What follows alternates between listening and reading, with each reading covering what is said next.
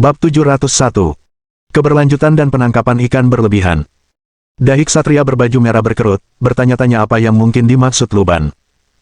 Dia hanya dipenuhi amarah, karena tidak ada orang biasa yang berani menentangnya seperti ini sebelumnya. Di tanah-tanah ini, sebagai anggota dari sebuah regu kecil yang dialidayakan milik pengawal Sang Duke, ia bahkan memiliki kekuasaan lebih besar daripada beberapa baron yang membeli gelar mereka. Suara mendesing. Dia mengangkat cambuknya, membuatnya bersiul di udara. Cambuk itu hendak mendarat di tubuh Luban, kali ini Luban tidak menghindar. Cambuk itu menyambar Luban, mengiris tubuhnya bagai pisau yang menembus daging, tertanam dalam, lalu lukanya tiba-tiba sembuh, menjerat cambuk itu di dalam tubuh Luban. Melihat pemandangan ini, mata ksatria berbaju merah melotot, pemandangan yang mengejutkan itu benar-benar merusak kewarasannya. Di belakangnya, para prajuritnya, yang tampak elit, terombang-ambing, bahkan kuda-kuda mereka pun mundur dengan cemas. Adapun penduduk desa, mereka tampak tidak terkejut, mungkin karena tinggal di perbatasan, mereka terbiasa melihat binatang iblis mengamuk dan melukai manusia. Setelah menyaksikan berbagai macam kematian, hal itu tidak terlalu mengguncang hati mereka. Tentu saja, mungkin juga karena polusi sumber air dan tanah jangka panjang telah meningkatkan tingkat polusi mereka. Penampilan aneh yang ditunjukkan Luban sudah berada dalam jangkauan mereka dan tidak dapat mengurangi kewarasan mereka lebih jauh lagi. Namun para ksatria itu tidak seberuntung itu. Mungkin karena tidak pernah benar-benar bertarung melawan binatang iblis sungguhan, hanya menindas orang lain dengan status mereka. Melihat wujud Luban saat ini, kalian hampir bisa melihat indikator sanity -1 muncul di atas kepala mereka. Terutama ksatria berbaju besi merah, dia mencoba menarik cambuknya namun sia-sia, cambuk itu tampaknya telah mengakar di tubuh Luban, tidak bergerak. Ekspresi wajah sang ksatria seperti melihat hantu. Ia segera melepaskan cambuknya, lalu menghunus pedang panjangnya. Pedang panjang itu bersinar dingin, jelas lebih tajam dari pedang terbaik di kota. Iblis, iblis, tangkap dia, teriak ksatria berbaju zirah merah, mencoba menekan Luban dengan keunggulan jumlah. Namun, anak buahnya di belakangnya sudah gemetar ketakutan, dan jika bukan karena kuda mereka lebih berani daripada mereka dan tidak melarikan diri, orang-orang itu mungkin sudah membuang baju zirah mereka dan berhamburan ke segala arah. Jangan datang ke sini, jangan mendekat. Di wajah sang ksatria seketika muncul ekspresi seganas yang terlihat pada Bu Jingyun. Ia ingin membalikkan kudanya dan melarikan diri, tetapi tanpa cambuk, mustahil melakukannya hanya dengan tali kekang. Ia hanya bisa berdiri terpaku di sana, memperhatikan Luban mendekatinya. Mati, mati, mati. Ksatria berbaju zirah merah mulai mengayunkan pedangnya dengan liar dalam upaya menangkis Luban, namun kemungkinan besar sebelum Luban, ksatria itulah yang akan melukai dirinya sendiri. Maka, Luban yang lembut hati itu mengeluarkan pena baja perak, testamen, di tangan kanannya, dan gerakan ksatria berbaju merah itu tiba-tiba terhenti. Luban mencengkeram tangan ksatria yang menghunus pedang. Seakan-akan ada tanaman merambat yang menjalar dari telapak tangan Luban, tangan sang ksatria tidak dapat lagi memegang pedang, hanya dapat memandang Luban sambil menangis dan memohon belas kasihan. Tidak akan sakit, semuanya akan berakhir dalam sekejap. Seperti membujuk anak kecil agar tidur, pena Luban turun, dan potongan informasi yang tak terhitung jumlahnya melompat keluar dari pria itu seperti halaman dari sebuah buku. Istri kapten benar-benar bersemangat, tidak heran dia terlihat sangat lelah setiap hari. Malam ini, aku mau paha ayam atau iga babi, aku terlalu banyak makan daging akhir-akhir ini, jadi agak bosan. Keahlian berpedangku pada dasarnya berada di level anak sekolah dasar yang mengangkat tongkat, sama sekali tidak mewarisi sedikit pun keahlian bela diri ayahku. Penuh nafsu, menjalin hubungan asmara dengan wanita yang sudah bersuami seolah-olah hal itu bukan hal yang luar biasa. Setidaknya aku belum membunuh siapapun, dan itu sesuatu yang patut disyukuri. Setelah membaca sekilas kata-kata tersebut, Luban merasa bahwa berhasil bertahan hidup selama ini di negeri malam yang kacau merupakan sebuah prestasi tersendiri. Selain dari kekuatan fisiknya dan memiliki ayah yang baik yang memberinya gelar ksatria, keuntungan terbesarnya adalah dia tidak memiliki kelebihan apapun. Jika dia memiliki kelebihan, dia tidak akan sepenuhnya tidak memilikinya. Orang seperti itu, apalagi melawan gelombang iblis atau melawan binatang iblis, akan menimbulkan masalah bahkan di masa damai. Belum lagi dia yang dinilai tidak jahat karena tidak membantai orang sembarangan, menduga masih banyak orang lain seperti dia yang kemungkinan sudah melakukan pembunuhan sadis terhadap orang-orang yang berseberangan dengan mereka. Dengan sekelompok hama seperti ini, bagaimana mereka bisa menyelamatkan negeri malam? Setelah berpikir sejenak, Luban tidak terlalu ikut campur. Dia hanya menambahkan satu kalimat pada informasi yang kacau itu. Ingin menjadi anjing tuan Luban. Kemudian, semua informasi surut. Ksatria berbaju zirah merah, seorang pria bernama Brown segera tersadar. Ia menatap Luban, lalu ke pedang di tangannya, dan seketika, ketakutan, membuang pedang panjang itu. Kemudian, ia turun dari kudanya dan berlutut di hadapan Luban tanpa mempedulikan tanah berlumpur. Tuan Luban, aku buta, maafkan aku, maafkan aku. Dia berpura-pura hendak mencium sepatu Luban, tetapi Luban menyingkirkan kakinya dan membiarkannya berdiri. Ceritakan secara rinci tentang apa yang sedang dibangun Duke. Luban bertanya. Ksatria berbaju zirah merah, Brown, segera membocorkan segalanya tentang sang Duke yang telah membangun beberapa istana dan berencana membangun satu lagi, dan bagaimana mereka telah menangkap para buruh dari mana-mana untuk mengerjakan proyek tersebut. Melihat bos mereka tiba-tiba menjadi begitu penurut, para bawahannya awalnya bingung, tetapi tak lama kemudian, mereka pun mengikutinya, turun dari kuda, dan berkumpul di sekitar Luban, menjawab apapun yang ditanyakannya. Segera menjadi jelas bagi Luban bahwa para bangsawan kerajaan mungkin belum melakukan satu pun hal nyata. Yang mereka lakukan hanyalah memanjakan diri mereka sendiri, begitu memanjakannya sehingga, mungkin karena kengerian gelombang iblis, para bangsawan ini mengembangkan mentalitas hidup saat ini, percaya untuk minum sepuasnya dari cawan kegembiraan hidup dan tidak peduli jika esok hari datang banjir besar. Akibatnya, para bangsawan ini mahir dalam menguras sumber daya tanpa henti, mampu menggali emas bahkan dari lumpur. Sekali lagi, muncul pertanyaan, bagaimana mereka bisa menyelamatkan negeri malam dengan banyaknya hama di sekitarnya. Luban melirik para prajurit yang berperalatan lengkap tetapi kurang pengalaman tempur, lalu melirik penduduk desa yang kaku dan tak menunjukkan reaksi apapun. Ia merasa bahwa mengubah orang-orang ini menjadi pasukan yang berani dan berjaya dalam waktu singkat mungkin hanya sedikit lebih mudah daripada meminta Charlotte atau Bao-Bao datang dan membantunya mengendalikan situasi. Dengan pemikiran ini, Luban percaya bahwa pendidikan tidak dapat menyelamatkan negeri malam. Jika mereka ingin menyelesaikan misinya, mereka harus menggunakan metode yang lebih merusak dan menyeluruh. Tak lama kemudian, Luban teringat sesuatu yang pernah dilihatnya di tos serba sunyi. Bab 702. Kalau begitu hanya ada satu jawaban. Luban butuh bantuan. Bantuan ini tidak datang dari penduduk desa yang mati rasa dan diam, tidak juga dari para kesatria yang sama sekali tidak mau bertempur, dan sudah pasti bukan dari para bangsawan yang hanya menikmati hiburan dan kenikmatan dari anggur dan hawa nafsu. Bahkan bukan dari para penyihir istana. Yang dibutuhkan Luban adalah para profesional yang memiliki inisiatif, yang dapat berkumpul dengan cepat, mengusulkan rencana, dan melaksanakannya. Ia membutuhkan tukang bangunan dan pejuang yang tidak takut berkorban, yang tekun dan berani, dan yang terus berusaha menjadi lebih kuat.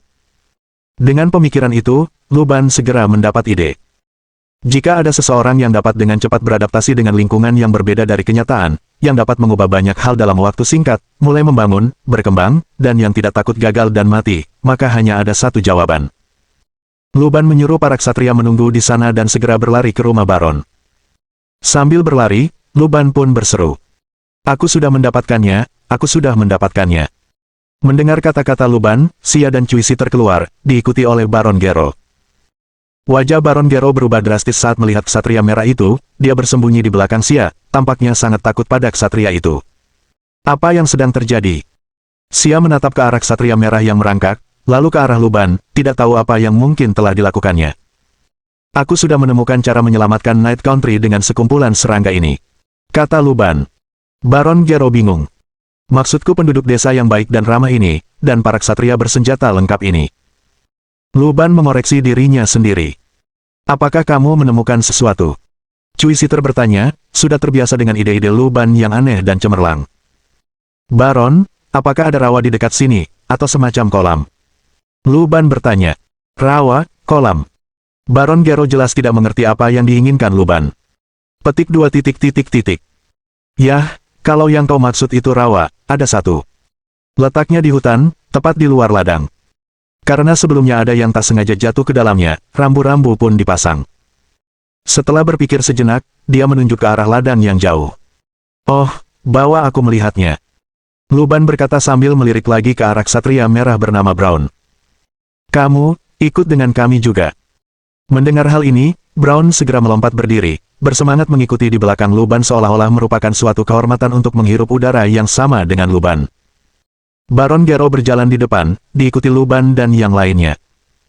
Orang-orang yang sibuk di ladang tak menoleh, tetapi tetap asyik dengan kehidupan mereka masing-masing. Tidak ada rasa ingin tahu di mata orang-orang ini. Meskipun di dunia asing, rasa ingin tahu seringkali bukan hal yang baik. Dalam hidup, rasa ingin tahu menandakan antisipasi, menandakan harapan. Kehilangan rasa ingin tahu sama saja dengan menumpuk waktu untuk sisa hidup. Melewati pagar, Baron Gero memasuki hutan hitam. Pohon-pohon di sini bengkok karena polusi, bentuknya aneh dan ganjil, bagaikan setan ganas yang seolah-olah dapat hidup kapan saja dan menyerang orang yang lewat, serta mengeringkannya. Sekitar 15 menit kemudian, ketika segala sesuatu di sekitarnya telah tenang seolah-olah mereka telah memasuki jurang kegelapan tak berujung, Lu Ban melihat kilatan sinar matahari. Cahaya redup menembus celah-celah pepohonan, memperlihatkan bahwa pepohonan di depan semakin jarang. Di tengahnya terdapat rawa. Sekilas, tempat ini tampak seperti kubangan lumpur biasa yang terbentuk akibat hujan atau tanah gembur, tetapi ketika Lu Ban mendekat, ia mencium bau busuk. Setelah mengamati lebih dekat, ia dapat melihat bangkai beberapa makhluk kecil tak dikenal di dalam lumpur. Tampaknya mereka telah jatuh, tidak dapat melarikan diri, dan akhirnya binasa di sini, menjadi nutrisi. Lu Ban dengan hati-hati menusuk air di lubang lumpur itu dengan jarinya. Dingin, kental, seperti cairan tubuh makhluk tertentu. Dia menarik jarinya dan mencicipinya. Baron Gero terkejut dengan tindakan Lu Ban. Apakah air ini bisa diminum? Rasanya tidak enak. Lu Ban menyimpulkan, lalu berbalik. Saat berikutnya, kubangan lumpur yang sebelumnya tenang tiba-tiba beriak. Beberapa tentakel panjang mencuat dari lumpur keruh, menyebabkan Baron Gero buru-buru mundur dengan langkah tak beraturan, sementara Night Brown sudah ambruk ke tanah, kakinya tak berdaya, tak mampu bergerak. Namun, tentakel-tentakel itu tidak menyentuh Lu Ban sebelum dihalangi oleh suatu kekuatan tak terlihat. Diiringi suara ledakan samar, tentakel-tentakel itu pun lenyap. Mantra ledakan kekosongan Mistral. Sia mengulurkan tangannya ke depan, lalu makhluk di dalam air itu pun ditarik keluar dari lumpur seolah-olah ditarik oleh sesuatu dengan kuat.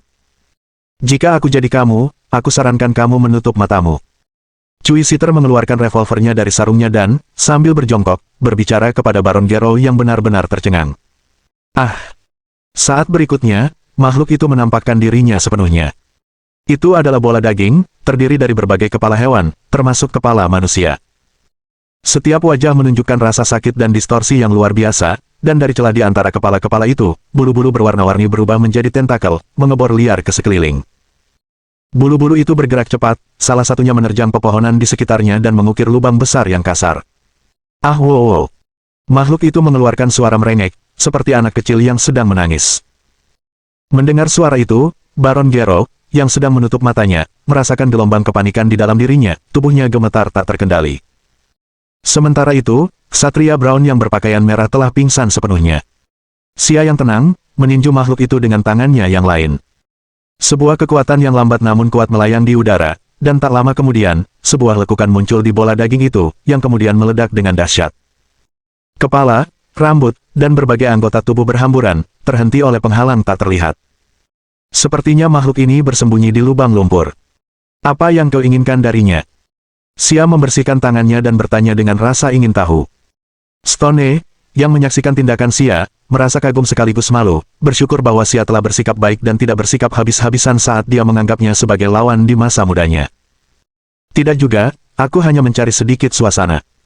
Lu Ban berjongkok di dekat kubangan lumpur sekali lagi, dan segudang informasi teks muncul. Ia memverifikasinya sekali, lalu mulai menulis. Berbeda dengan sebelumnya, Lu Ban menulis dalam waktu yang lama, berulang kali merenung dan merevisi, hingga setengah jam kemudian, ketika Ksatria Merah Brown yang pingsan terbangun dan pingsan lagi saat melihat daging dan darah dari bangkai makhluk itu, Lu Ban akhirnya berdiri dan membersihkan tangannya. Apa yang telah kamu lakukan? Sia samar-samar merasakan adanya perubahan di kubangan lumpur itu, tetapi dia tidak dapat menjelaskannya dengan jelas. Kami sekarang membutuhkan tenaga kerja, beberapa pekerja yang memiliki motivasi tinggi. Lu Ban menjawab sambil berdiri. Dan kebetulan saya kenal beberapa orang seperti itu. Di dunia saya, mereka disebut pemain. Bab 703. Pemain. Pemain.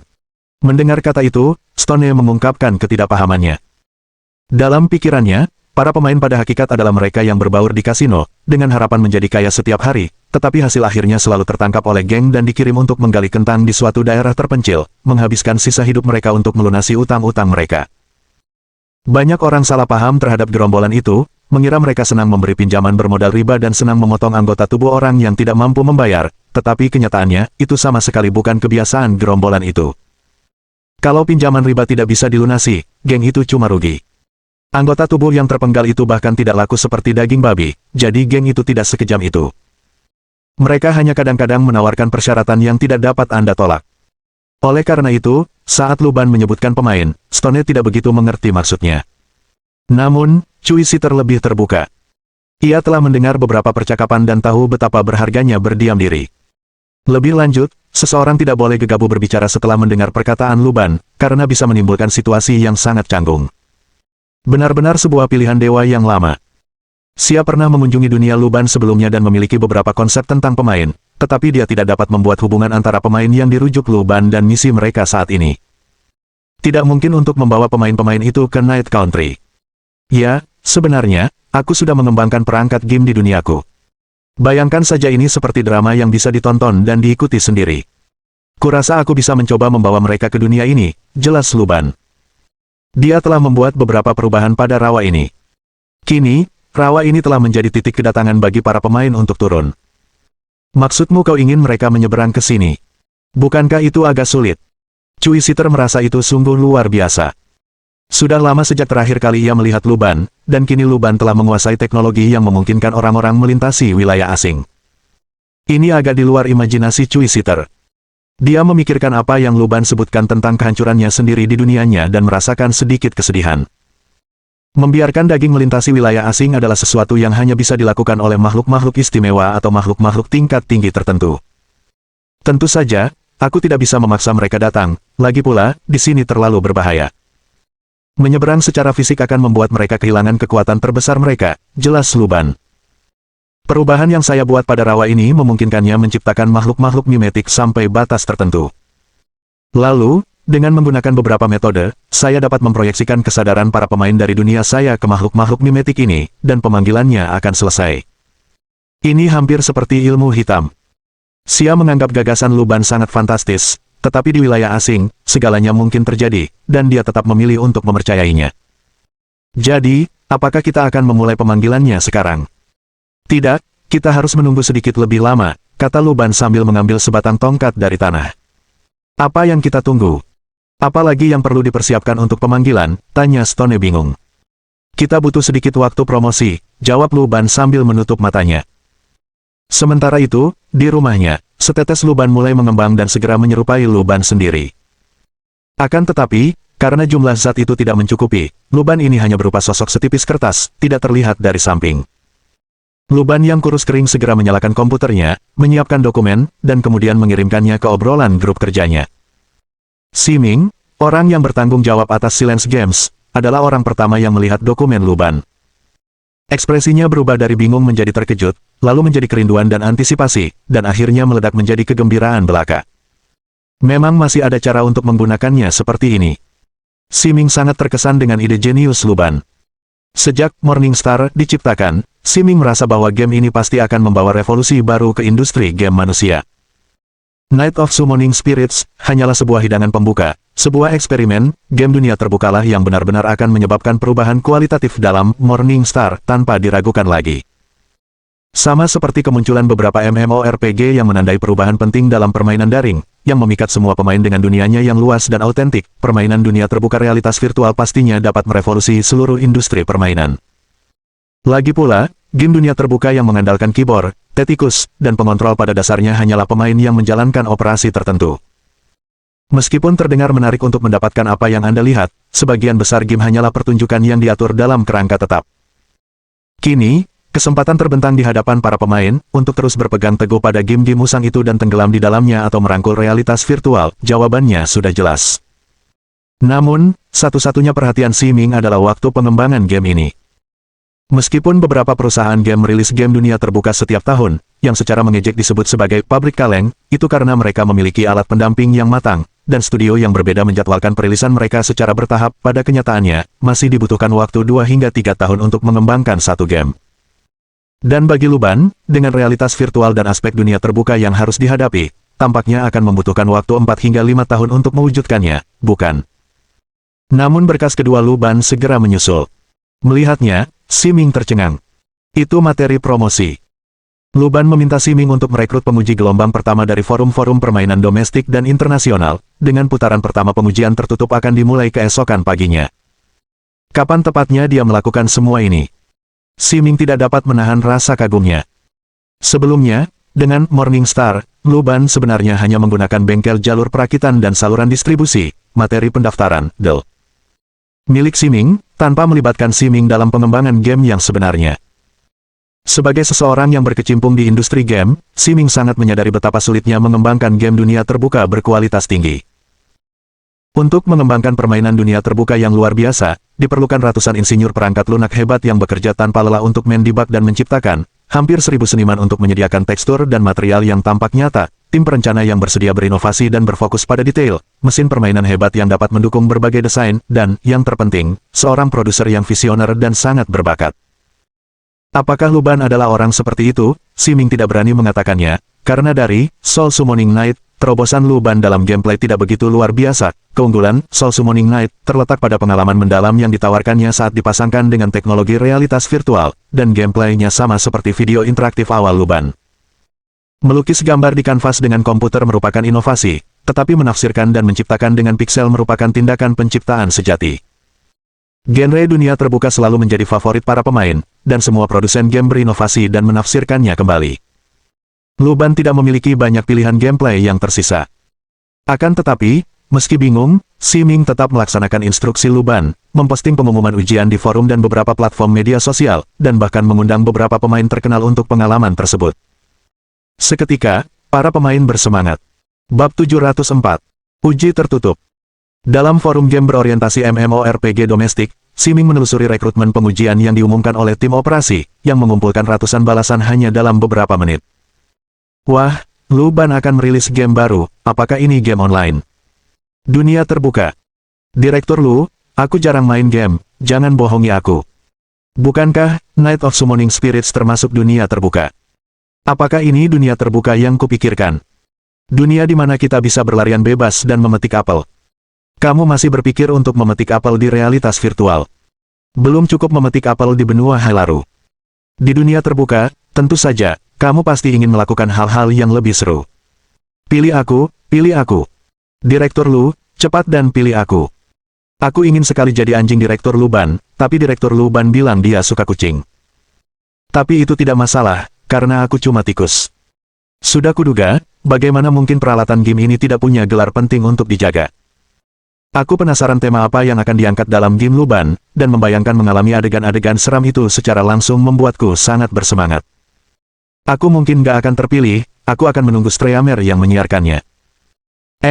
Atau aku bisa puas dengan pengalaman bermain game. Mereka hanya merekrut 300 penguji kali ini akan menjadi pertarungan sampai mati.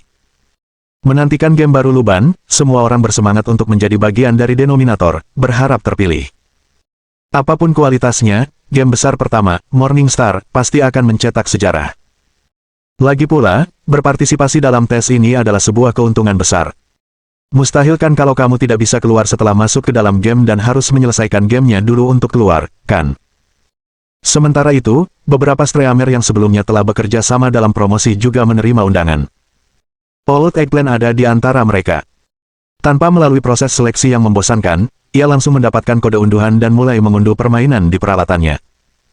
Namun, nama permainan itu membuatnya merasa agak tertarik. Dilihat dari namanya saja, tema permainan ini adalah misteri.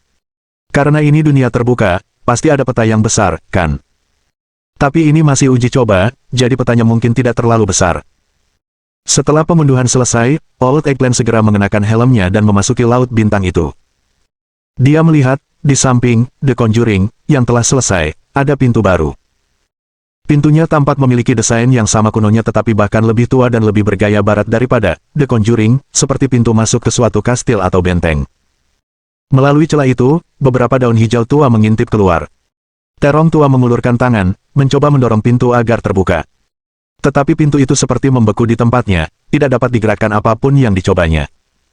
Setelah mencoba beberapa saat, si terong tua pun berputar untuk melihat bagian belakang pintu. Tentu saja, bagian belakang pintu tetaplah sebuah pintu. Dia keluar dari peralatan dan online untuk mencari Cage. Seperti yang diduga, beberapa orang yang telah menerima kualifikasi pengujian telah membocorkan nama permainan itu lebih awal, dan internet ramai membicarakannya. Beberapa orang berspekulasi bahwa itu adalah permainan ruang melarikan diri, di mana pemain dapat memecahkan misteri dan melarikan diri dari ruang yang luas atau berpartisipasi dalam permainan bertahan hidup seperti Battle Royale. Sementara yang lain beranggapan permainan itu masih bisa menjadi permainan menegangkan yang menyeramkan dalam gaya Luban yang biasa, mungkin melibatkan pemain yang terjebak di dalam papan peti mati, mencari cara untuk melarikan diri. Namun, ada pula yang menyelidikinya, dengan mengatakan bahwa gaya arsitektur pintu tersebut hanya cocok dengan negeri malam di dunia Luban yang beragam, yang menunjukkan bahwa permainan baru tersebut mungkin terkait dengan negeri malam. Old Eggplant merasa teori terakhir sangat masuk akal. Dia membayangkan permainan seperti itu, tidak yakin apakah pemain akan menunggangi kuda melewati hutan dan kota-kota di negeri malam, memecahkan binatang iblis dan masalah krisis rakyat jelata, atau apakah mereka akan memasuki menara abu-abu di negeri malam dan mempelajari sihir di lingkungan sekolah. Pilihan manapun kedengarannya menarik. Selain itu, menurut postingan rekrutmen, itu adalah permainan daring multi pemain masif. Old Eggplant pernah memainkan game dunia terbuka sebelumnya, yang sebagian besar bersifat single player. Sulit bagi game dunia terbuka daring untuk menyamai kebebasan game dunia terbuka saat ini. Namun, dengan perangkat realitas virtual, game dunia terbuka tradisional dengan dinding tak terlihat dan aksi terbatas tidak akan berfungsi. Diblokir oleh dinding tak terlihat dengan keyboard dan mouse sama sekali berbeda dengan diblokir oleh dinding tak terlihat menggunakan Morningstar. Ini juga salah satu alasan mengapa game realitas virtual sulit dikembangkan. Jika imersi total tidak tercapai, pergerakan pemain akan sangat terbatas. Old Eggplant segera melihat grup up master untuk zona permainannya menyala, dengan pesan yang dengan cepat melampaui 99+. Old C. Apakah kamu mendapatkan slot pengujian untuk Cage? Leisure Ronin. Oke, unduh sekarang, sangat penting dan mendesak. Minum teh herbal karena takut panas. Tidak mungkin, kan tidak ada yang tidak berkesempatan mendapat kesempatan mengikuti ujian. Old C. Hanya bertanya, saya sudah mengunduh gamenya dan saya menunggu servernya dibuka. Tuan A. Saya ingin mengatakan di awal bahwa saya orang yang sangat baik, jadi jangan ganggu saya saat kita bertemu nanti. Mari kita kesampingkan perbedaan kita dan atasi ini bersama-sama. Roti kukus pedas. Siapa yang main Werewolf sama kamu? Kayaknya game bertema Night Country ini menawarkan kebebasan lebih dari yang kita bayangkan. Begini, di game-game sebelumnya, kamu cuma di dalam rumah, dan siapapun yang coba kabur bakal mati. Tapi Night Country itu luas banget, kamu mungkin perlu lari agak lama untuk sampai kemanapun di peta. Old Eggplant merasakan hal yang sama. Pada malam pemanggilan jiwa sebelumnya, beberapa orang mencoba melihat apakah mereka bisa pergi begitu saja dengan menempuh jalan pegunungan, dan bahkan para ahli bertahan hidup di alam liar telah mencobanya, tetapi mereka semua gagal total. Seberapa besar peta dalam game ini? Selain dari para streamer game dan tim peninjau yang diundang langsung, 300 orang sisanya dengan cepat mengonfirmasi bahwa mereka sebagian besar adalah pemain veteran, dan hampir semuanya pernah menyelesaikan Night of Summoning Spirits sebelumnya. Malam berikutnya pukul 6, pengujian beta tertutup untuk Cage dimulai. Terong tua telah makan lebih awal, mengurus kebutuhan fisiologis pribadi, mengenakan helmnya, dan memasuki dunia virtual. Pintu itu kini sedikit terbuka, dan Old Eggplant mendorongnya hingga terbuka. Berderit. Diiringi suara, Terong tua merasa ditelan oleh kegelapan. Sebelum dia dapat menemukan arahnya, dia merasakan hawa dingin. Seolah-olah ada sesuatu yang menutupi tubuhnya, seperti air. Namun, zat itu mengeluarkan bau busuk, membuat Terong tua tanpa sadar menahan napas. Ia segera menyadari bahwa ia berada di dalam selokan. Tidak, itu air berlumpur, dia ada di kubangan lumpur. Saat si Terong tua sadar, sebuah kekuatan tak terlihat mencengkeramnya dan seketika, ia ditarik keluar dari air. Dia terengah-engah, aroma busuk dan tanah memenuhi hidungnya. Terong tua tergeletak di tanah, diliputi perasaan nyaris lolos. Baru ketika dia mendengar suara di dekatnya, dia tersadar kembali ke kenyataan, menopang dirinya sendiri, dan menatap ke depan. Dia melihat banyak individu berpakaian compang camping di sekelilingnya, saling memandang satu sama lain, termasuk beberapa streamer game yang dikenalnya. Berdiri di hadapan mereka adalah seorang ksatria berbaju zirah merah, menunggang kuda, tampak gagah.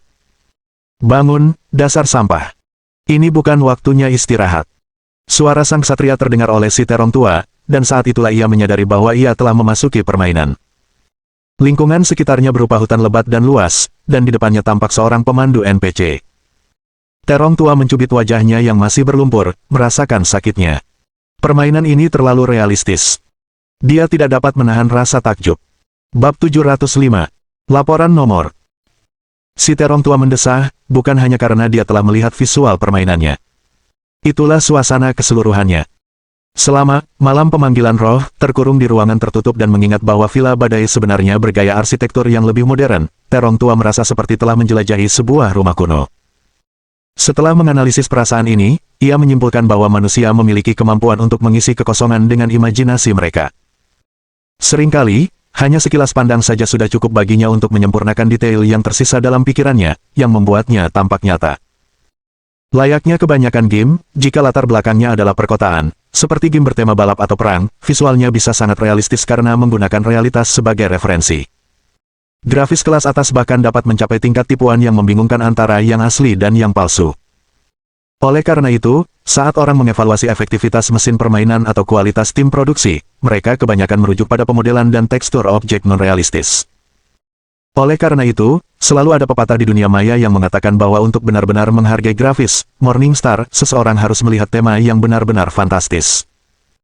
Namun kini, air berlumpur yang kotor dan berbau busuk, pohon-pohon tinggi yang menghalangi sinar matahari, dan zirak satria merah yang tidak merata namun berkilauan di hadapannya begitu nyata, begitu nyata.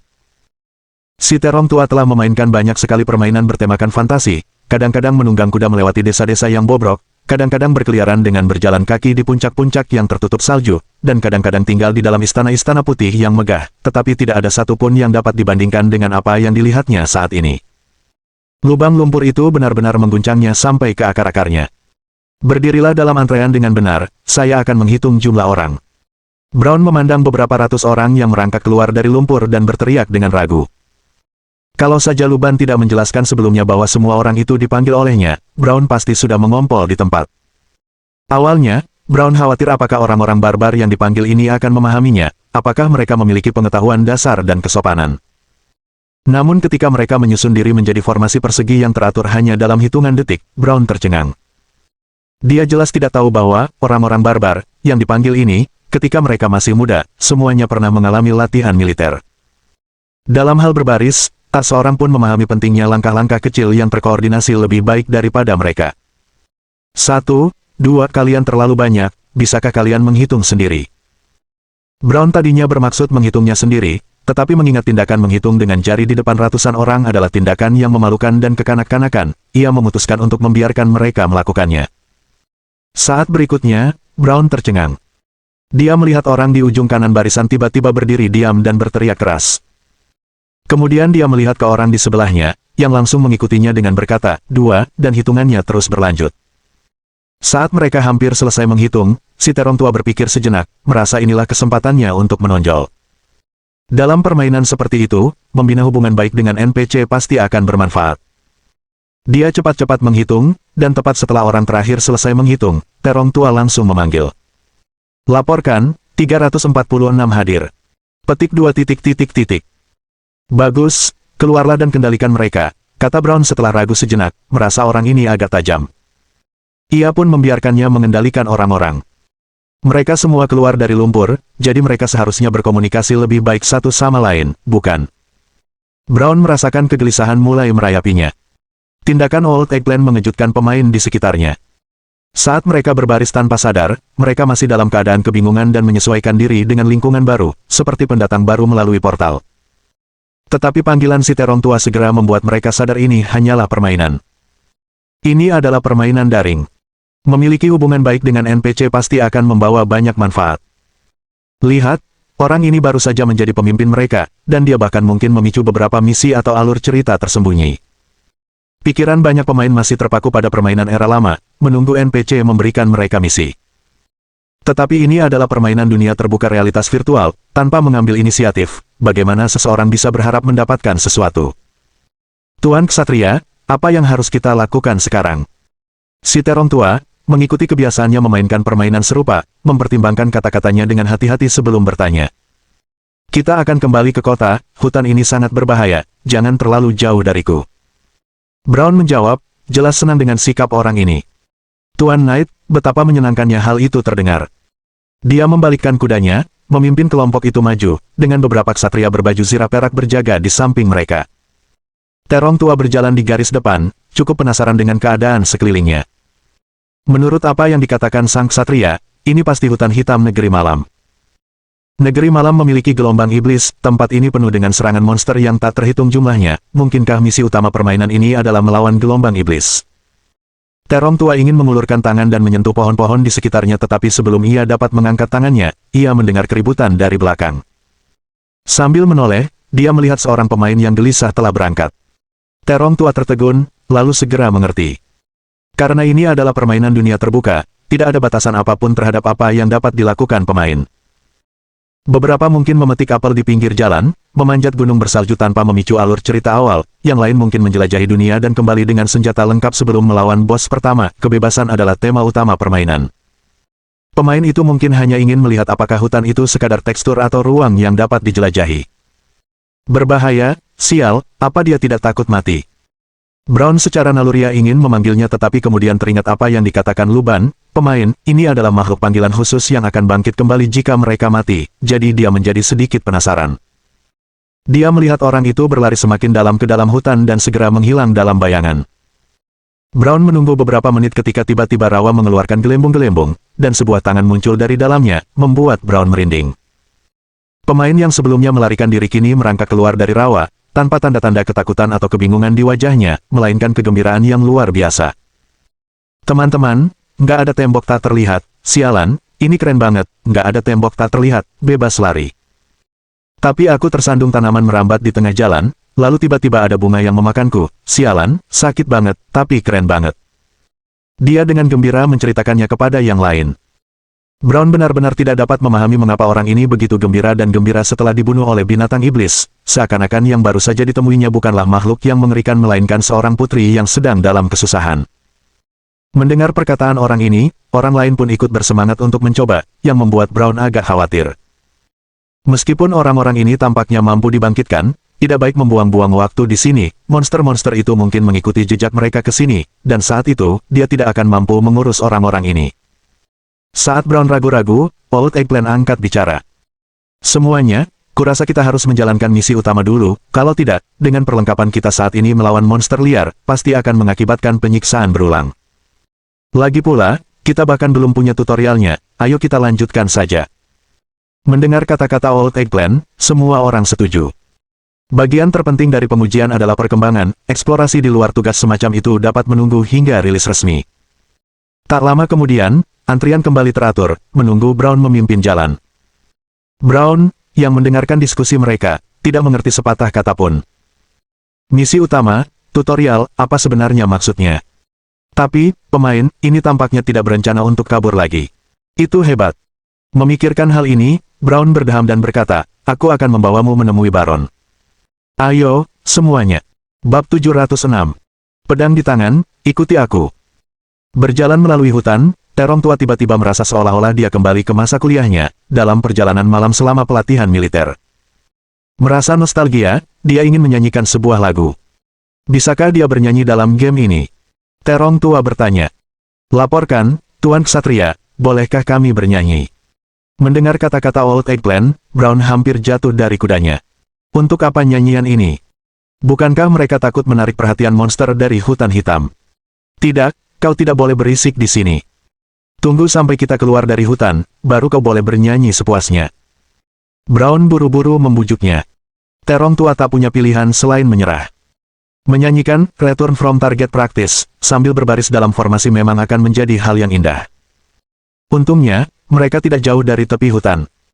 Tak lama kemudian, seberkas cahaya muncul di depan, dan si terong tua melihat pepohonan menipis, ia melangkah ke arah sinar matahari. Sebuah dunia terbentang di hadapannya. Ia melihat ladang-ladang yang tersebar dengan orang-orang yang bekerja keras, rumah-rumah di kejauhan, menara pengawas, dan pemandangan alam yang tandus. Apakah ini negeri malam? Old Eggplant, seperti pemain lainnya, dipenuhi rasa heran. Ini tidak menyerupai peradaban magis yang mereka bayangkan. Lebih mirip desa pegunungan kecil yang terbelakang dan miskin. Wajah penduduk desa menunjukkan ekspresi mati rasa, mereka diam dan tidak responsif terhadap kemunculan sekelompok pemain ini, tidak menunjukkan keterkejutan maupun kegelisahan. Sepertinya pengaturan NPC di sini belum lengkap, hanya beberapa NPC yang memiliki kesadaran diri. Kurasa yang lainnya hanyalah figuran. Pikir Old Eggplant. Di banyak game, hanya NPC kunci yang memiliki dialog cerita, sementara sisanya biasanya hanya memiliki satu atau dua kalimat untuk dikomentari pemain. Game di mana dialog NPC pejalan kaki berubah seiring berjalannya game sangat jarang. Seringkali, figuran hanya memiliki satu model, dan ketika diklik, yang bisa mereka katakan hanyalah bahwa mereka dulunya seorang petualang sampai terkena panah di lutut. Dalam game-game Luban, seperti yang kita semua tahu, NPC ini sangat detail, seolah-olah ada basis data yang luas di balik setiap NPC, sehingga dialog yang berulang pun tidak akan terjadi. Bagaimanapun Anda berinteraksi, dialog akan terus berlanjut, yang tentunya membutuhkan banyak waktu. Itulah mengapa Old Eggplant bisa mengerti mengapa fitur tambahannya tidak dirancang dengan interaksi yang begitu kaya. Rumput ini baunya asli sekali. Di sini bau banget. Apa ada yang buang air sembarangan? Lumpurnya juga berbau asli. Bung, itu bukan lumpur, itu kotoran sapi. Toy, toy, toy. Para pemainnya bagaikan nenek Liu yang memasuki Grandview Garden, memandang sekeliling dengan rasa ingin tahu ke seluruh dunia. Bisakah kita mendapatkan perlengkapan seperti itu setelah kita naik level? Apa kau bodoh? Kita berada di negeri malam, kita benar-benar perlu belajar sihir. Aku mengerti. Misi utama kita adalah melawan gelombang iblis. Tapi di sini tidak ada apa-apa. Apa kita harus membangunnya sendiri? Semua orang terus mengobrol sampai akhirnya mereka tiba di gerbang rumah Baron. Menyebutnya rumah Baron adalah sesuatu yang berlebihan, itu hanyalah rumah lumpur. Para pemain menunggu dengan penuh semangat kemunculan Baron. Tak lama kemudian, seorang lelaki berjubah merah keluar. Di belakangnya, para pemain melihat Luban, Xia, Stone, dan Cui Sitter yang tampak sangat serius. Terong tua terkejut saat melihat Luban, hampir tidak mengenalinya. Apakah ini Luban yang asli, atau NPC-nya? Dia bertanya-tanya dalam hati sambil mendengarkan Baron berbicara. Salam, aku Gero, penguasa kota senja. Aku memanggilmu untuk membangun benteng pertahanan melawan binatang iblis dan fasilitas untuk meneliti serta memerangi mereka. Manfaatkan kekuatanmu, dan aku akan menghadiahimu dengan berlimpah. Kata Baron Gero, suaranya sedikit gemetar, awalnya khawatir apakah kata-katanya yang kaku dapat meyakinkan para pemain yang tampak penuh ide ini.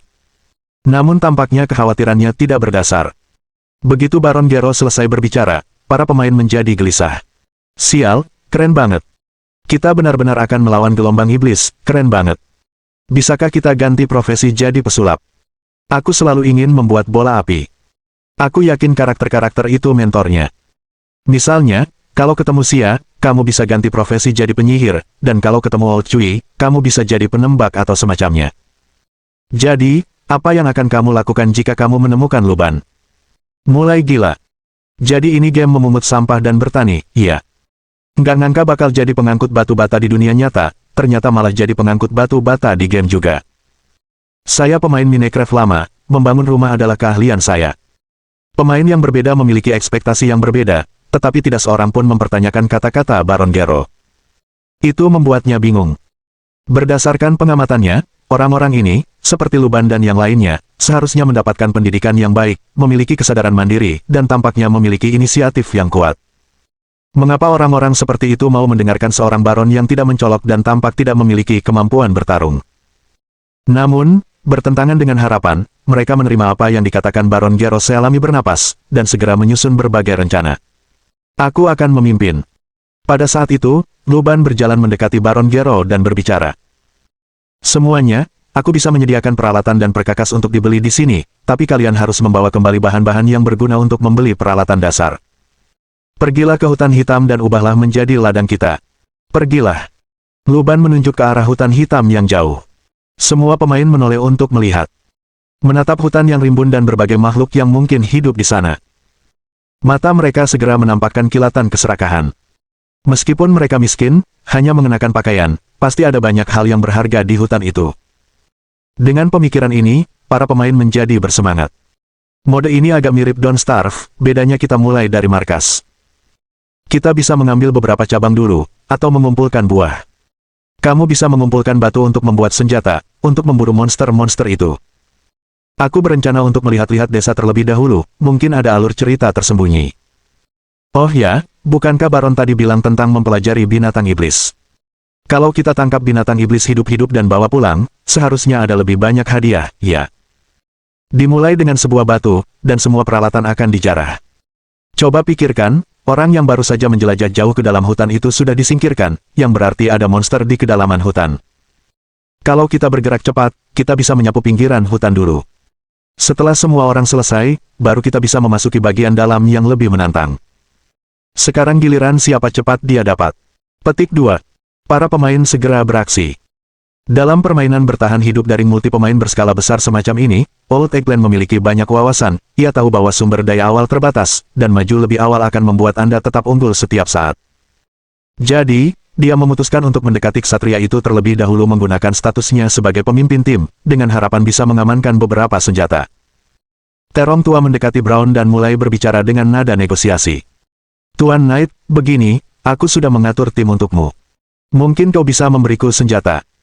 Aku akan pergi ke hutan sekarang dan mengambilkan beberapa binatang iblis untukmu. Brown benar-benar bingung saat mendengar kata-kata Old Eggplant. Meminta senjata adalah satu hal, tetapi apakah Anda benar-benar berani menjelajah ke hutan hitam untuk menangkap binatang iblis hanya dengan pakaian compang camping itu? Itu sungguh berani. Dan lagi pula, aku tidak butuh binatang iblis yang kau bawa kembali. Akan tetapi, setelah memikirkannya, dia memutuskan tidak apa-apa memberikan orang ini senjata karena pihaknya tidak membutuhkannya untuk saat ini. Setelah mengambil keputusan, Brown memanggil bawahannya dan menyerahkan pedang kepada Old Eggplant. Saat Old Eggplant menerima pedang dan menghunusnya, dia langsung merasakan kemampuan tempurnya meningkat. Pemain lain di sekelilingnya menunjukkan ekspresi iri saat melihat ini. Sial, sudah kubilang, berteman baik dengan NPC akan memberimu harta karun. Lihat pedangnya. Sial, kita tidak bisa berlama-lama lagi, ayo kita pergi ke hutan sekarang. Bro, kami akan mengikutimu. Kita bisa langsung menyerang monster-monster itu dan mengalahkan mereka. Aku penasaran apakah kita akan mendapatkan pengalaman dengan membunuh mereka di sini. Cepatlah, kalau kita lebih lambat lagi, yang tersisa untuk kita hanyalah cangkul. Terangsang oleh hal ini, para pemain segera berlari menuju hutan hitam, tempat yang selalu dihindari penduduk desa. Old Eggplant mengangkat pedangnya tinggi-tinggi, dan pada saat itu, jiwa-jiwa Dragonborn, Witcher, Old Hunter, Ashen One, dan Unkindle merasukinya. Ikuti aku, dan mari kita lindungi Sunset Town. Dia berteriak, dan beberapa pemain mengikutinya, dengan cepat menghilang ke kedalaman hutan hitam. Bab 707. Setiap bunga di sini telah membunuhku. Terong tua memimpin, menjelajah ke hutan hitam. Cahaya di sekitarnya diserap oleh pepohonan, sehingga menjadi redup. Targetnya adalah bunga tertentu yang sebelumnya telah membunuh seorang pemain. Menurut Old Eggplant, monster yang dekat dengan hutan umumnya tidak terlalu kuat. Ditambah lagi, sebagian besar pemain kini tidak memiliki perlengkapan dan senjata, jadi jika ini adalah desain permainan normal, monster-monster awal ini pasti dapat dikalahkan dan tidak terlalu kuat. Bahkan sang penjaga pohon agung dapat dieksekusi dengan perisai penghitung level 1 di bawah kendali seorang ahli. Kini, dengan pedang panjang yang tajam di tangan, tidak ada alasan baginya untuk tidak mengalahkan monster-monster kecil di desa pemula. Namun, sekitar 10 menit kemudian, si terong tua menyadari niat jahat Luban. Jiwa malang yang telah dibawa keluar itu hanya melihat satu bunga di petak itu, tetapi sedikitnya ada 10 bunga lain yang sangat menakutkan menanti mereka. Dan tanaman merambat berduri yang tak terhitung jumlahnya, merambat, dan mengeluarkan bau busuk mayat yang membusuk. Satu-satunya sisi baiknya adalah makhluk-makhluk ini tidak bisa bergerak, mereka hanya tinggal di satu tempat menunggu mangsa, seperti terong tua dan kelompoknya. Pertarungan itu hanya berlangsung sekitar 5 menit. Itu bahkan tidak bisa disebut perkelahian. Tanpa keterampilan bertarung atau sihir apapun, hanya mengandalkan keterampilan bertarung tongkat yang diwarisi dari sesi latihan ganda campuran orang tuanya di sekolah dasar, si terong tua tidak akan mampu menghadapi begitu banyak monster bahkan jika ia menghunus pedang laser. Beberapa saat kemudian, terong tua dan kelompok pemain yang dipimpinnya merangkak keluar dari lumpur. Astaga, itu terlalu sulit. Apa ini memang dimaksudkan untuk dimainkan manusia? Apakah ini Monster Novice Village? Aku sudah main banyak game, jangan bohongi aku. Luban pasti tidak akan salah, mulai melakukan hal di mana bos ditempatkan tepat di sebelah titik kemunculan, kan? Apa kau masih manusia? Sangat mendebarkan, sangat mengasyikkan, barusan kurasa detak jantungku pasti melebihi 200. Bagaimana kita bisa bertarung tanpa keterampilan? Haruskah kita mencari orang yang telah berlatih bela diri di dunia nyata untuk membantu kita bertarung? Para pemain berbicara bersamaan, tetapi si terong tua menemukan masalah serius. Teman-teman, di mana pedangku? Pedangmu adalah pedangku. Tidak, kemana pedang besarku pergi? Terong tua buru-buru mencari di sekelilingnya tetapi tidak menemukan jejak pedang panjang itu. Mungkinkah game ini punya death drop? Jantungnya berdebar kencang. Diam-diam mendekati tempat mereka sebelumnya gugur dalam pertempuran, si terong tua tiba-tiba melihat pedang panjangnya yang berkilau tergeletak di tengah-tengah bunga, terjerat oleh rumpun tanaman merambat. Sial, ini benar-benar death drop. Dalam MMO kuno, pemain biasanya menjatuhkan perlengkapan setelah mati. Saat itu, selain grinding, pemain juga akan terlibat dalam PvP dengan pemain lain. Dengan membunuh lawan dalam PvP, pemain dapat mengambil perlengkapan yang dijatuhkan, membuat PvP menjadi sangat seru. Para jagoan akan terus menghabiskan uang untuk memperkuat diri agar tidak terbunuh. Namun, pengaturan seperti itu menimbulkan banyak frustrasi bagi pemain, dan secara bertahap dihilangkan dalam permainan selanjutnya, yang bahkan berevolusi untuk menyertakan mekanisme ikat saat diambil, sehingga perlengkapan tidak dapat lagi diedarkan. Tentu saja, beberapa MMO yang mengikuti hukum rimba masih memberikan hukuman berat pada kematian, bahkan kehilangan tingkat keterampilan dan semua uang yang dimiliki, yang mengakibatkan kerugian besar hanya dengan satu kematian. Memikirkan catch akan sekeras ini, si terong tua tiba-tiba merasa bahwa kesulitan permainannya baru saja meningkat. Untungnya, game ini sepertinya tidak memiliki sistem poin pengalaman, dan selain kehilangan semua perlengkapan saat mati, satu-satunya penalti lainnya adalah rasa sakit. Namun, dalam pengalaman imersi umum, Morningstar, rasa sakit ini masih dapat ditanggung, dan bahkan cukup menyenangkan bagi individu tertentu dengan preferensi khusus. Dengar, kalau kita ingin membunuh monster-monster ini, kita harus mengambil senjata kita, yang sekarang sudah jatuh ke tangan mereka. Jadi, kita akan meminta beberapa orang untuk menarik perhatian monster, sementara yang lain mengambil senjatanya. Aku lihat selain pedang, ada juga beberapa logam, yang mungkin perlengkapan para petualang yang sebelumnya mati di sini. Dia telah menganalisis bahwa, dalam keadaan normal, tindakan seperti itu sangatlah berbahaya, dan kecerobohan sesaat saja dapat merenggut nyawa. Namun ini adalah permainan, dan di dunia di mana hukuman mati hanya berarti hilangnya perlengkapan, pemain tanpa perlengkapan apapun bagaikan orang yang bertelanjang kaki yang tidak takut kepada orang yang memakai sepatu, masing-masing lebih berani dari yang lain. Tidak masalah. Semua orang langsung setuju dengan gagasan Old Eggplant. Lagi pula, tampaknya ada cukup banyak harta karun tersembunyi di dalam bunga-bunga itu, mengamankan satu saja bisa berarti menjadi kaya. Teman-teman, kebangkitan dan kejatuhan Night Country bergantung pada momen ini. Kuharap kita semua bisa bekerja sama. Aku akan masuk. Setelah berkata demikian, si terong tua kembali menyerbu ke dalam semak-semak bersama para pemain. Beberapa menit kemudian, sebuah tangan muncul dari lumpur. Terong tua memanjat keluar sambil megap-megap mencari napas.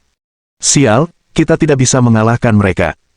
Mereka jelas-jelas meremehkan kekuatan monster-monster itu. Alih-alih menggunakan beberapa orang sebagai umpan untuk mengalihkan perhatian, setangkai bunga saja sudah lebih dari cukup untuk melawan 10 orang. Semua strategi mereka sia-sia menghadapi kekuatan yang begitu dahsyat. Tunggu, aku sebenarnya bertahan sebentar tadi, aku merasa aku menjadi lebih kuat. Bukankah itu hanya sebuah keberuntungan? Sama sekali tidak, aku juga menyadarinya. Sepertinya aku bisa merasakan beberapa gerakan tanaman merambat itu. Apakah ini yang disebut pertumbuhan? Benarkah? Kenapa aku merasa seperti langsung dihabisi? Bagaimana kalau kita coba lagi? Para pemain menyerbu semak-semak sekali lagi. Setelah beberapa saat, terong tua muncul dari lumpur lagi. Dia menyimpulkan. Tapi tadi aku hampir saja mengambil pedang itu. Susunan pemain kita sudah bagus, hanya ada sedikit kesalahan dalam eksekusi kita. Ayo kita mulai lagi. Menjelang malam, si terong tua masih belum berhasil mengambil pedang itu. Dia berjalan ke tepi semak-semak. Setiap bunga di sini pernah membunuhnya sebelumnya, mendekatinya terasa sama akrabnya seperti pulang ke rumah. Dia memandang pemain lainnya, dia tahu betul bahwa setiap orang telah mencapai batasnya. Seperti pertarungan bos, terjebak selama beberapa puluh menit hingga 1 jam saja sudah cukup lama, tetapi terjebak sepanjang sore, mati dengan berbagai cara telah melelahkan semua orang, beberapa di antaranya sudah berpikir untuk mundur. Ayo kita coba sekali lagi. Kalau tidak berhasil, ayo kita kembali memungut ranting atau membantu di ladang untuk menabung. Ajak si terong tua. Semua orang menjadi sedikit bersemangat. Lagi pula, mereka telah menghabiskan waktu yang lama di sini, menyerah sekarang akan terasa seperti sebuah kekalahan. Selain itu, melalui kematian yang berulang, para pemain secara bertahap mengasah kecepatan reaksi mereka dan bahkan menyimpulkan beberapa pola dalam metode serangan monster. Jika permainan umum memberikan umpan balik berdasarkan pertumbuhan statistik karakter, maka permainan ini memberikan umpan balik berdasarkan pertumbuhan dan pembelajaran pemainnya sendiri. Memang, si terong tua merasa bahwa bahkan jika ia melepas helmnya sekarang dan kembali ke dunia nyata, otaknya kemungkinan akan menyimpan pengalaman ini, meningkatkan daya tanggapnya ke tingkat baru. Ayo, kita menyerbu. Terong tua memimpin para pemain menuju bunga. Bab 708. Misi tersembunyi. Di sisi lain, ada beberapa pemain yang berbeda dari terong tua. Mereka tidak begitu tertarik pada pertempuran, atau lebih tepatnya, mereka memiliki gaya pemain yang berbeda.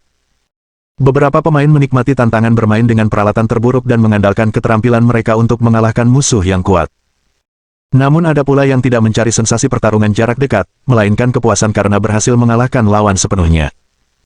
Pemain ini tidak akan gegabah menantang level tanpa persiapan dalam permainan. Jika mereka kalah, mereka akan naik level, bertani untuk mendapatkan perlengkapan, dan mencari cara untuk meningkatkan diri. Bahkan beberapa pemain ekstrim akan berlatih hingga level maksimal di Novice Village sebelum menghancurkan musuh mereka. Dewa Pedang Lereng 10 mil merujuk pada tipe pemain ini. Pemain tua C adalah Dewa Pedang Lereng 10 mil yang berpengalaman, tipe pemain yang stabil. Dia tidak terburu-buru memasuki hutan. Melihat begitu banyak penduduk desa dan ladang, Old C berpikir bahwa itu mungkin bukan sekadar latar belakang biasa. Memikirkan apa yang dikatakan Luban tentang mendapatkan sumber daya, dia bertanya-tanya, bisakah membantu mereka bertani di tanah dihitung sebagai mendapatkan sumber daya. Old C berjalan menuju ladang, berhati-hati agar tidak menginjak ayam siapapun di sepanjang jalan. Dia pernah memainkan sebuah permainan di mana, sebagai seorang pahlawan besar masa depan yang secara tidak sengaja mengklik seekor ayam di desa pertama, seluruh desa berbalik melawan dia untuk memburunya, meninggalkan bekas luka psikologis yang mendalam pada Old C muda. Beberapa pemain terjerumus ke dalam kekacauan persekutuan jahat, berpikir untuk membantai NPC demi mengambil perlengkapan mereka. Tentu saja, perilaku ini dilarang di Cage, dan mereka tidak dapat menyakiti NPC ini. Si tua C menghampiri seorang petani yang tengah mengurus tanamannya dan bertanya dengan suara keras. "Kakak, apakah kamu butuh bantuan?" Petani itu tidak memperhatikan Old C pada awalnya, tetapi ketika Old C mengulangi perkataannya, petani itu perlahan berbalik. Jadi NPC memang punya dialog. Old C awalnya mengira NPC tersebut bahkan tidak memiliki dialog, tetapi melihat bahwa ia dapat berinteraksi dengan mereka, ia pun bergerak mendekat. "Aku bisa bantu kamu mencangkul tanah, kan? Dulu aku sering melakukannya di rumah." Dia merebut cangkul dari tangan pria lainnya.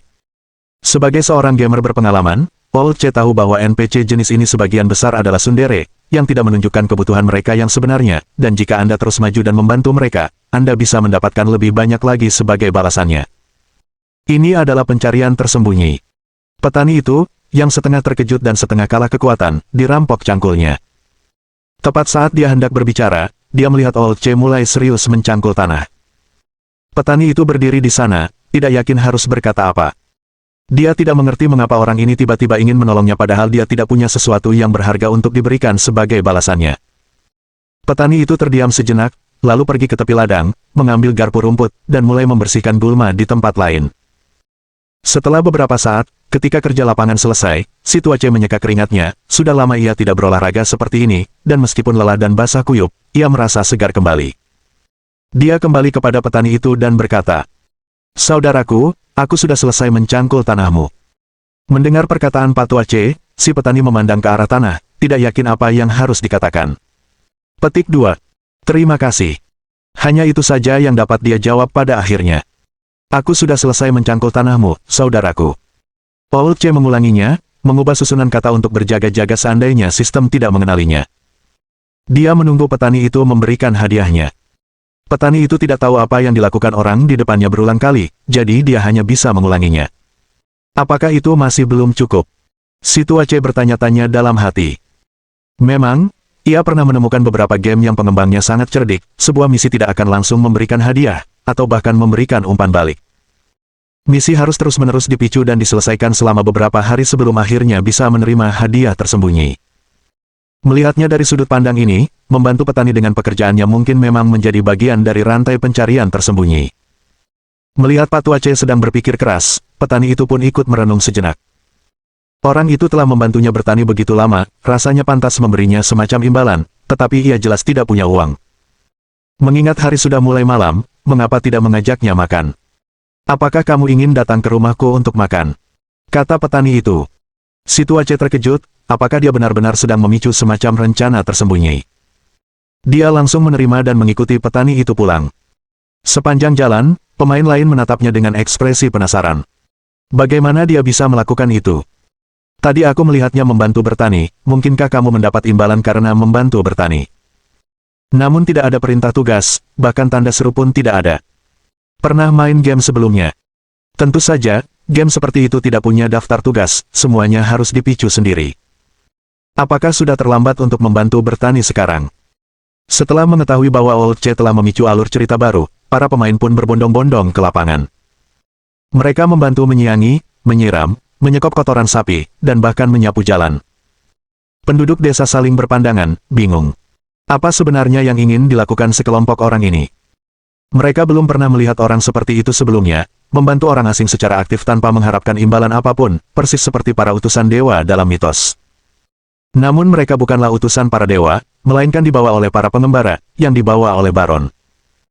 Penduduk desa ini mempunyai beberapa pemikiran baru dalam benak mereka, tetapi kehidupan yang telah lama tumpul karena mati rasa tidak dapat diubah hanya dalam waktu singkat. Di tempat lain, Baron Gero menyaksikan pemandangan dari menara pengawas, mendapati kejadian itu sungguh tak dapat dipercaya. Apakah ini sihir?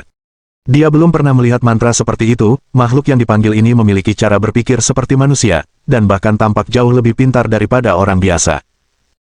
Namun dalam beberapa situasi, mereka tampak sederhana, membantu orang lain tanpa mencari imbalan, dan rasa ingin tahu mereka begitu kuat sehingga bahkan kematian tidak dapat membuat mereka takut. Lu Ban menjawab, mereka hanyalah makhluk yang sangat mudah merasa puas. Dia memeriksa waktu, kekuatan sebagian besar pemain seharusnya segera habis, mereka akan meninggalkan dunia ini untuk sementara. Saat mereka kembali, Lu Ban dapat membuat beberapa senjata dan perlengkapan sederhana, atau item luar biasa sebagai hadiah bagi para pemain. Lu Ban tahu betul bahwa daya tarik permainan adalah kepastian mendapatkan hasil atas usaha yang dikeluarkan, umpan balik positif yang berkelanjutan dan rangsangan penghargaan itulah yang membuat permainan begitu membuat ketagihan. Sayangnya, kapasitas rawa itu terbatas. Lu Ban membutuhkan kelompok pemain pertama untuk mengembangkan sebagian hutan hitam sebelum ia dapat melanjutkan ekspansi. Untungnya, waktu mengalir lebih lambat di sini daripada di bumi, memberi Lu Ban lebih banyak waktu. Saat malam tiba, para pemain satu persatu keluar dari kota, Lu Ban kembali ke rumah Baron. Juster telah terbangun, dan Lu Ban punya pertanyaan untuk ditanyakan padanya. Bab 709. 12 Gelombang Iblis. Duduk di laboratoriumnya, Juster fokus pada bahan-bahan dalam botol dan stoples. Ada contoh tanaman merambat dari bunga abis, yang, bahkan setelah dipisahkan dari tubuh utama dan direndam dalam larutan, masih menunjukkan vitalitas. Ada pula bulu serigala musim dingin, dikelilingi bulu putih perak yang memancarkan rasa dingin, bahkan membekukan botol itu sendiri. Selain itu, ada suatu entitas hitam misterius, terikat dalam sebuah labu tertutup, menggeliat terus-menerus seakan-akan dapat menghancurkan labu itu dan keluar kapan saja. Selain itu, ada berbagai macam ramuan. Mudah ditebak bahwa jika zat-zat ini dicampur, kemungkinan besar akan terjadi setidaknya puluhan ledakan sebelum akhirnya mereda. Juster terbatuk 2 kali, ia terus mengamati keadaan bahan-bahan tersebut dan rajin mencatat. Bunga abis adalah salah satu dari 12 gelombang-gelombang iblis. Tanaman ini dianggap sebagai komponen utama hutan hitam. Mereka tidak terlalu kuat, dan api dapat menghalangi mereka sampai batas tertentu. Namun, para pemimpin bunga abis dapat melahap api, dan hal ini telah terjadi sejak kemunculan terakhir bunga abis. Ia mengamati pertumbuhan tanaman merambat itu dalam berbagai pelarut, mencoba menemukan sesuatu yang dapat menangkalnya. Sia pun memandang sekeliling ruangan dengan rasa ingin tahu, banyak hal yang mungkin tidak dapat ia lihat dengan mata kepalanya sendiri. Misalnya, spesimen bunga abis, pada masa Sia, gelombang-gelombang iblis yang disebut duri relatif lebih mudah diatasi karena manusia akan menggunakan zat yang disebut ramuan luminescence dalam jumlah besar, menyemprotkannya ke hutan hitam untuk menghambat penyebaran bunga abis. Tampaknya di era ini, ramuan luminescence belum ditemukan, dan bunga abis masih menyebabkan sakit kepala. Sia menemukan habitat bunga abis di dekat hutan hitam kota Sunset. Di zamannya, keberadaan monster-monster dari gelombang iblis yang begitu dekat dengan wilayah manusia sungguh tak terbayangkan. Di era Xia, para proksi menara abu-abu dan penjaga hutan menara Hei berkeliaran di pinggiran hutan hitam. Mereka juga membangun benteng-benteng di dalam hutan hitam, dan makhluk-makhluk iblis ini tidak akan muncul di hadapan rakyat jelata kecuali saat gelombang iblis. Saya ingat, jika Anda mencampur lasel solven dan sari bunga glitter dengan perbandingan 1:1,5, lalu memanaskannya hingga mendidih, Anda akan mendapatkan ramuan luminescence, yang merupakan bagian dari mata kuliah wajib kami. Sia mengomentari tindakan Juster. Pelarut lasel. Juster agak bingung.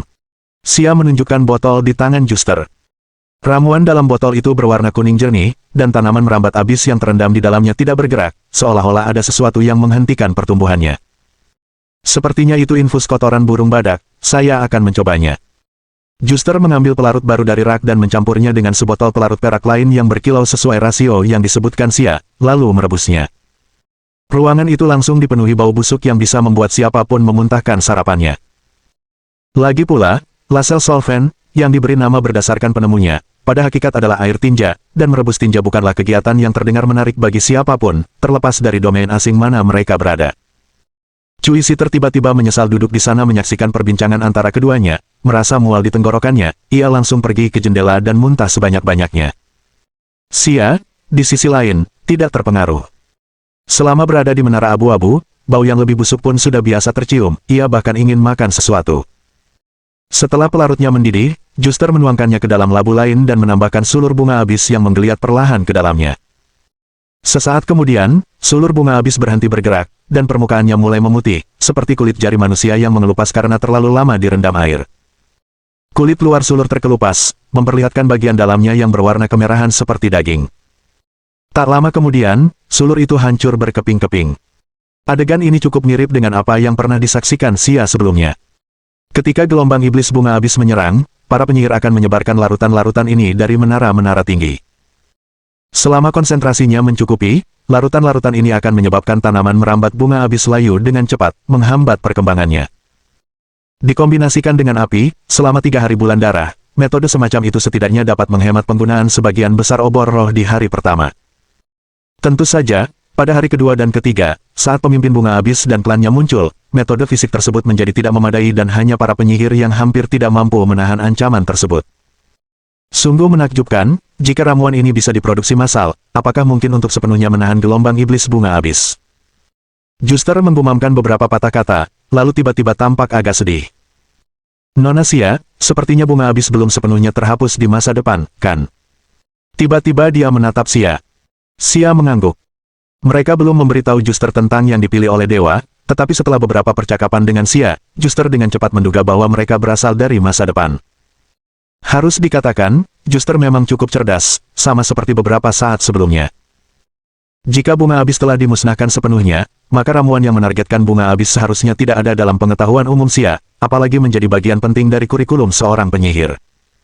Juster mampu menyimpulkan situasi masa depan dari informasi yang terfragmentasi tersebut. Sepertinya 12 adalah batasnya, setelah itu, tidak ada lagi penyihir yang mampu membasmi gelombang iblis itu sepenuhnya. Ekspresi Juster menjadi gelap. Agni sang pembakar api, Jansen sang enigmatis, para penyihir ini pernah menghancurkan para penguasa gelombang iblis, mengurangi jumlah gelombang iblis yang dulunya lebih banyak menjadi 12 seperti saat ini, tetapi mereka telah lama musnah. Para penyihir yang dibicarakannya disebutkan dalam dokumen rahasia menara abu-abu yang pernah dilihat Xia, namun, hanya ada sedikit informasi tentang mereka, selain dari kekalahan mereka atas penguasa gelombang iblis dan kutukan yang mereka tinggalkan. Legenda mengatakan bahwa penyihir kuat bisa meninggalkan kutukan sebelum mati, dan di hutan hitam, ada banyak kutukan dari para penyihir yang masih ada. Mungkin gelombang iblis ini adalah kutukan yang ditinggalkan oleh beberapa penyihir kuno di dunia ini. Juster berkomentar dengan penuh kerinduan. Namun Xia tiba-tiba angkat bicara. Tidak, setidaknya di masaku, hanya tersisa 11 gelombang iblis, Frost sudah menghilang. Dia melirik ke arah Luban yang sedang bersama Baron di menara pengawas. Itu sungguh luar biasa. Juster memperlihatkan senyum tulus, lalu bertanya lebih lanjut. Nona Xia, Anda bilang saya menciptakan sistem sihir baru di kemudian hari, yang memungkinkan semua orang menggunakan sihir, benarkah? Seharusnya benar, ini seharusnya menjadi tempat lahirnya para penyihir masa depan, lokasi menara abu-abu. Xia mengangguk. Dia tidak tahu apa dampak percakapan seperti itu terhadap masa depan, tetapi karena mereka berada dalam lingkaran takdir yang tertutup di domain asing, apa yang dia katakan seharusnya tidak terlalu menimbulkan efek kupu-kupu. Apakah karena waktu Juster singkat, sehingga ia hanya membangun dasar-dasar menara abu-abu dan jaringan sihir, tanpa meninggalkan catatan apapun? Atau mungkin, secerdas dirinya, dia tahu pentingnya lingkaran takdir yang tertutup, sehingga dia sengaja menyembunyikan bagian sejarah ini. Kalau begitu, Nona Xia, bisakah Anda membantu saya menciptakan sistem sihir ini bersama-sama? Juster bertanya dengan penuh harap. Aku tidak yakin, karena yang kita kuasai hanyalah penggunaan jaringan sihir, bukan arsitektur yang mendasarinya. Aku tidak yakin apakah sihir serupa dapat diwujudkan di dunia ini. Xia menjawab dengan ragu. Bab 710. Satu-satunya tanggapan adalah miliknya sendiri. Apa sebenarnya jaringan ajaib ini? Cui Sitter menyeka sudut mulutnya dan duduk kembali. Udara masih dipenuhi bau kotoran yang mendidih. Cui Sitter menutup hidungnya dengan sapu tangan dan bertanya. Dia tidak tahu asal-usul sihir. Di ibu kota terbengkalai, mantra-mantra luar biasa seperti itu hanya bisa dipahami oleh segelintir orang, dan kebanyakan sama aneh dan tak terduganya dengan seruan burung bangau tau. Sihir sistematis, selain yang dia ketahui tentang negeri malam, berada di luar pengetahuannya. Jaringan ajaib, jaringan ajaib adalah semacam model kontrak. Xia merenungkan kata-katanya sejenak dan melirik Juster. Jika Juster benar-benar pendiri asli Menara Abu-Abu, pencipta jaringan sihir, bukankah Xia sekarang mengajarinya cara membuat jaringan sihir? Jadi, apakah konsep jaringan sihir dikomunikasikan dari Xia ke Juster, ataukah Juster yang meneruskannya ke Xia di masa mendatang? Sambil merenungkan keniscayaan takdir, Xia melanjutkan. Konsep terpenting dalam jaringan sihir adalah jabat tangan tiga arah. Semua orang yang telah menandatangani kontrak dengan jaringan sihir dapat berdoa kepadanya dan mendapatkan hak tersebut. Ketika seseorang berdoa kepada jaringan sihir, doa tersebut akan menembus ruang, bahkan waktu, untuk mencapai jaringan. Itulah jabat tangan pertama. Ia berhenti sejenak karena, secara teori, seharusnya tidak ada jaringan sihir di era ini. Sebagai seorang penyihir yang memanfaatkan sihir melalui jaringan sihir, Xia seharusnya tidak bisa menggunakan mantra apapun, tetapi ia tidak terpengaruh, menunjukkan bahwa jaringan sihir tidak dibatasi oleh waktu. Jabat tangan kedua adalah respons jaringan sihir terhadap doa tersebut. Pengetahuan yang tersebar di setiap sudut jaringan sihir mulai bergerak, siap diproyeksikan kapan saja. Jabat tangan ketiga terjadi ketika sang penyihir mengonfirmasi respons jaringan sihir. Pada saat itu, koneksi antara keduanya resmi terjalin. Sejak saat itu, sejumlah besar pengetahuan akan disalurkan melalui setiap simpul jaringan sihir ke dalam kesadaran sang penyihir, meninggalkan sebagian besar polusi di dalam jaringan melalui wujud ini. Mendengarkan apa yang dijelaskan Xia, Juster tercengang. Tunggu, apakah kamu mengatakan bahwa dengan menggunakan jaringan sihir, kita bisa mendapatkan pengetahuan tanpa terpengaruh oleh polusi dan juga menggunakan kekuatan sihir? Dia bertanya dengan penuh semangat. Xia menjawab. Cui Siter benar-benar bingung. Dia tidak begitu mengerti bagian jabat tangan, tetapi dia sangat tertarik pada metode yang memungkinkan perolehan pengetahuan tanpa menanggung terlalu banyak polusi. Ini luar biasa, siapapun yang menemukan ide ini benar-benar jenius. Juster berseru dengan tulus. Xia menatap Juster dalam-dalam, tidak yakin apakah dia memuji dirinya sendiri atau sekadar mengungkapkan emosinya. Tapi ada masalah. Di era kelahiranku, Menara Kelabu sudah menjadi arus utama selama berabad-abad, mentorku tidak pernah mengajariku bagaimana jaringan sihir sebenarnya dibangun. Berdasarkan apa yang kupelajari sendiri, hampir tidak ada peluang untuk mengakses struktur dasar jaringan sihir. Xia termasuk dalam kategori pengguna terampil jaringan sihir, namun dia tidak memahami prinsip dasar pengoperasiannya. Dia tahu cara berdoa, cara menemukan mantra yang cocok untuknya, tetapi tidak tahu cara memperoleh pengetahuan tanpa gangguan polusi. Ini sebenarnya cukup normal. Bahkan di dunia Luban, bisa menggunakan komputer bukan berarti bisa merakitnya sendiri, dan tidak semua mahasiswa ilmu komputer tahu cara memperbaiki komputer. Dan titik kritis inilah yang harus ditembus Juster. Tunggu, kamu bilang siapapun bisa masuk ke jaringan sihir dengan menandatangani kontrak, jadi bolehkah aku mencoba menandatangani kontrak? Juster tiba-tiba bertanya. Xia merasa segala sesuatunya menjadi agak mengada-ada. Jika Juster dapat menandatangani kontrak, dia akan dapat memasuki jaringan sihir, dan kemudian melalui penelitian, mengembangkan jaringan sihir di era ini. Itu benar-benar akan menutup lingkaran itu. Namun, Xia menganggapnya mungkin patut dicoba. Dia mengambil kertas dan pena, lalu menyusun perjanjian Magic Network yang sederhana. Serahkan pada Juster untuk ditandatangani. Juster membaca versi dasar perjanjian itu dengan saksama, dan dia menandatangani namanya. Bacalah bagian ini dengan lantang. Xia pun penasaran dan menunjuk kalimat dalam perjanjian itu, meminta Juster untuk membacanya keras-keras.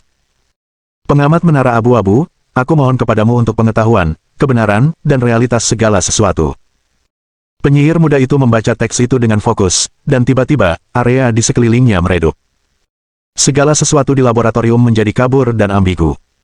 Juster merasa seolah-olah berada di tengah langit berbintang, dikelilingi oleh gugusan bintang yang bersinar. Akan tetapi, bintang-bintang itu jauh dan tidak menanggapi permohonan Juster. Dia berteriak dua kali lagi, tetapi tetap saja, yang ada hanyalah keheningan. Pada saat itu, Juster merasakan bintang di depannya berkedip.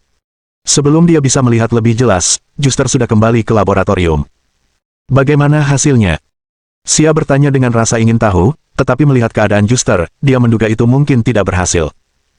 Tidak terjadi apa-apa, hanya langit berbintang, dan semuanya begitu sunyi. Tidak, itu tidak benar, satu bintang memang menanggapiku, tapi hanya berkelap-kelip dua kali.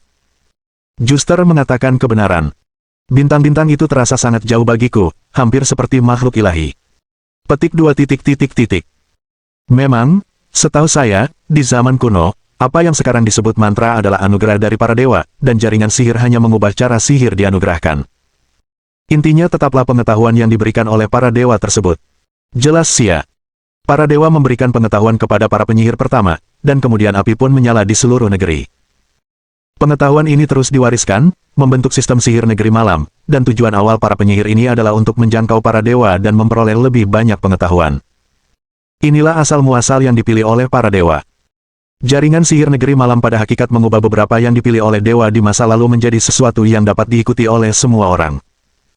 Jika Juster tidak dapat bergabung ke dalam jaringan sihir, seperti Luban, maka itu artinya dia sudah menjadi orang terpilih oleh dewa, diawasi oleh beberapa makhluk ilahi sejak awal.